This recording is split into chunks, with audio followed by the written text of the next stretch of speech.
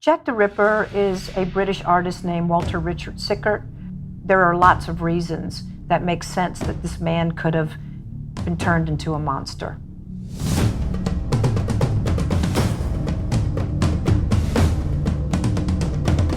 Patricia pored over newspapers from Jack the Ripper's reign of terror, hunting for clues to solve the crime. The first thing that you should look at is what was being reported at the time.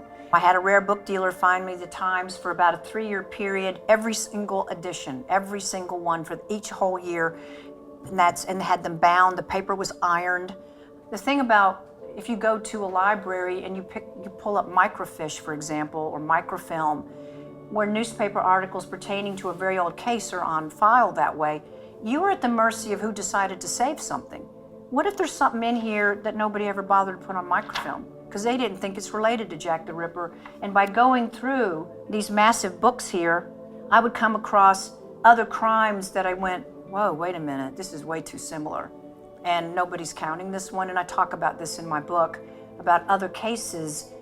You want to look at these documents to see what was going on. For example, if you looked at the theater, interestingly enough, the summer that the Ripper crime started was also the summer that Dr. Jekyll and Mr. Hyde hit the London theaters and took them by storm. And it was a sold-out house every single night at the Lyceum Theater, and you know he went to see it. He was a big theater guy. And what's amazing to me about the Jekyll-Hyde thing is that if you read the description of Jekyll and Hyde, particularly Hyde, it completely fits the Ripper. Changing the way he walked, using disguises, changing his handwriting.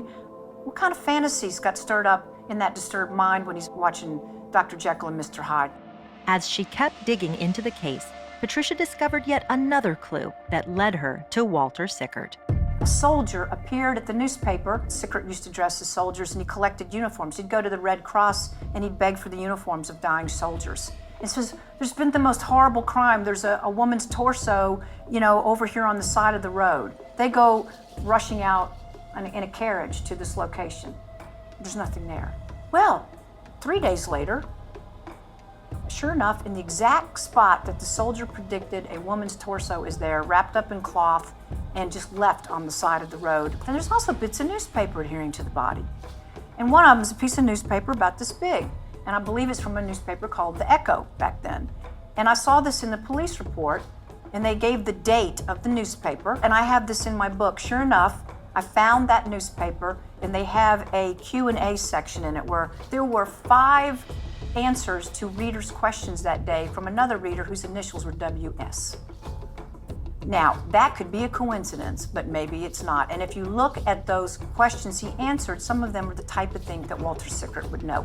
That piece of newspaper is what's sticking to that body.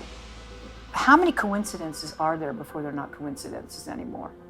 How much is he going to tease and taunt before someone gets a drift that maybe we're dealing with a really diabolical intelligence here, not some low-life, crazy person, which is what the police thought. But you have to look at all these things to start getting that composite. Patricia Cornwell's investigation is unparalleled. Why has she spent so much time and money and energy hunting down Jack the Ripper?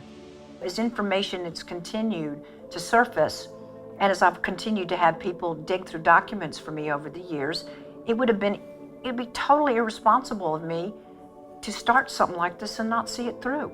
You can't just say, it's not convenient anymore. I make more money writing Scarpetta novels. Actually, I've lost money on the Ripper case. I've lost a lot of money on this case. It's not why I do it.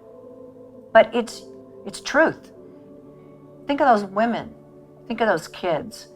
You have to go after this. You just have to. It's wrong not to. You can't turn your back on truth.